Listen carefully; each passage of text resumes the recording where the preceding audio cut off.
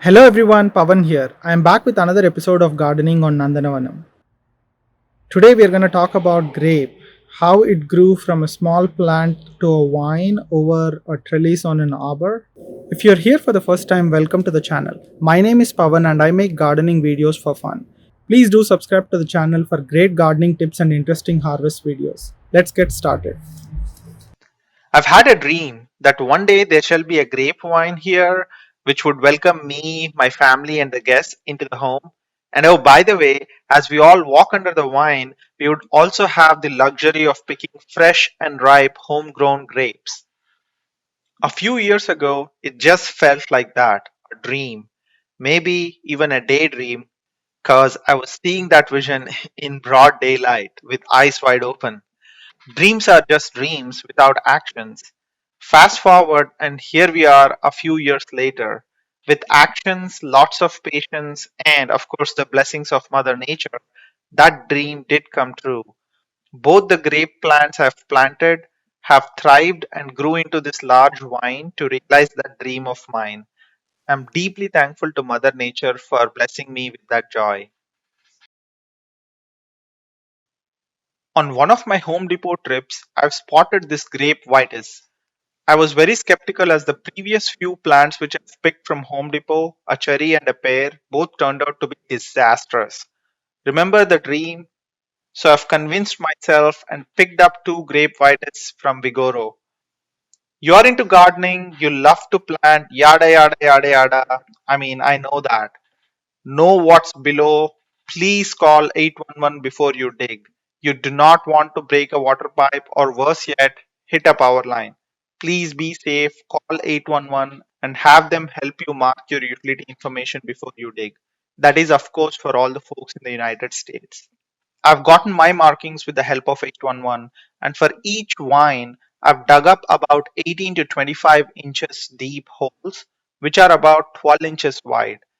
As you transplant the vitis from the nursery pot to the site where you want them to grow into the vines, remember to set them deeper than the pots in which they have grown so far at the nursery.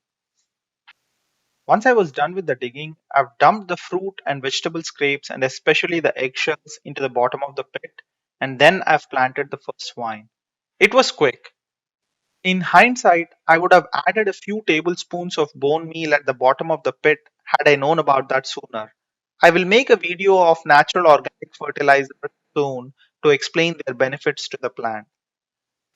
So the first vine is all set. Now I repeated the process for the second. Ah, look at them, the sight is so satisfying. I've picked the site carefully so the vines would get enough sun throughout the day. After planting them, other than watering regularly with occasional fertilizer with organic compost, there is one other thing I've done to keep pruning the vines regularly.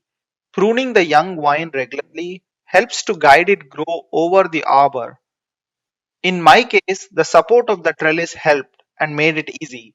Nevertheless, you need to be intentional about it so you do not end up with a whole bunch of grape stems growing all over the place. The last thing to add is patience. Your goal should not be to produce fruit in the first or next few years. In the first few years, your only goal should be to help grow a healthy, thriving vine. So be patient and you will not regret the results. Grapevines grow clusters of flowers which are tiny and green in color, making it hard to spot them. These flowers generally bloom at the end of spring. Both the vines in my garden bloomed in mid May in the second year after planting them. An interesting fact about grapes is they are self pollinating and do not require external pollinating factors like bees. As an urban gardener myself, I'm sure many of you all are short on space.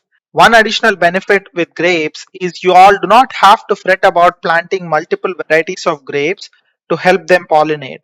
Having just one variety of grapes can pollinate themselves and bear fruit. By third year, Arbor has almost disappeared in the green of the vines. Today I've given the regular prune and adjusted the vines to evenly grow over the arbor.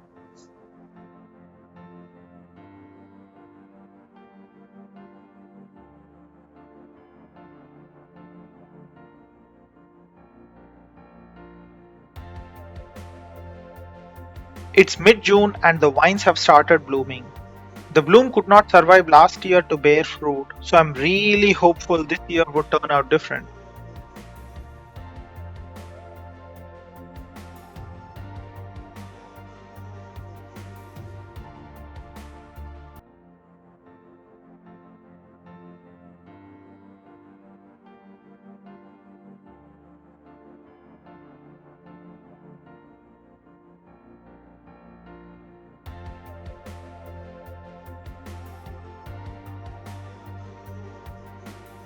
Got this one bunch of grapes this season, but more importantly, the dream has come true.